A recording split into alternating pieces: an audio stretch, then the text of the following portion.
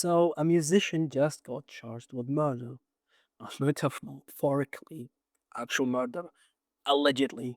I'm talking about David.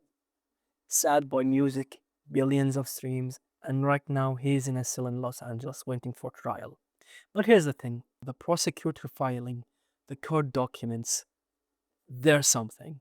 Prosecutors say David was dating a minor, allegedly started when she was 11.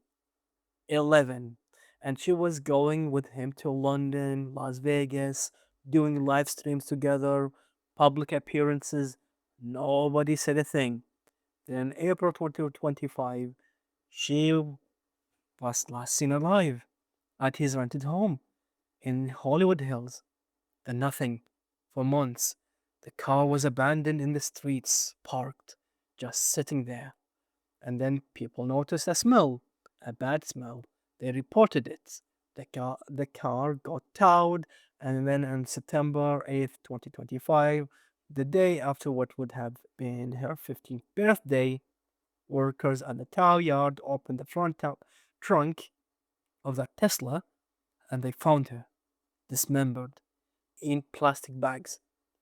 The filing says chainsaws were purchased on Amazon and an inflatable pool also from Amazon. This I'm not making this up.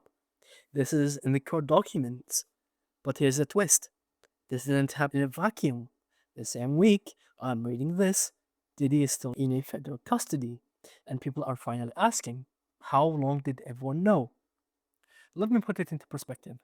In the 90s, Diddy alleged parties lawsuit says drugging, coercion, abuse for decades. Nothing happens. In the 2000s, R. Kelly tapes exist. A crime. He gets acquitted. Keeps making music. Nothing happens. In the 2010s, each decade, same script. Allegation, denial, silence. Then years later, finally, consequences. See the pattern? Here's what drives this NDAs. If you sign one, you can't talk. If you can't talk, nothing changes. And the music industry, everyone signs. Assistants, producers, friends, even victims. Sometimes, here's the other loophole touring. Artists are always on the road, different cities, different laws, different people. Things get lost, things get hidden. And the label just says, focus on the show. That's evil. Here's the thing David's family allegedly met her and knew about her. There are pictures where they were with her publicly, and it stands to reason to ask who else knew. She was with him, he was touring. Did someone say anything? Anyone? I don't know. And that's the part I can't shake. How many people saw something, heard something, smelled something, and just kept moving, kept working, kept being quiet? I'm not saying every single person in the music industry is complicit, but enough people looked away, enough that David allegedly kept touring, kept streaming, kept being celebrated with her publicly. And does this not remind you of Diddy alleged behavior that spanned 2 decades? According to the indictment, 2 decades. So at what point does looking away become the same as helping?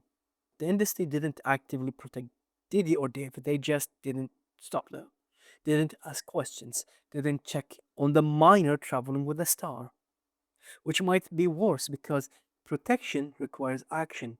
This was just indifference, profit driven career saving indifference.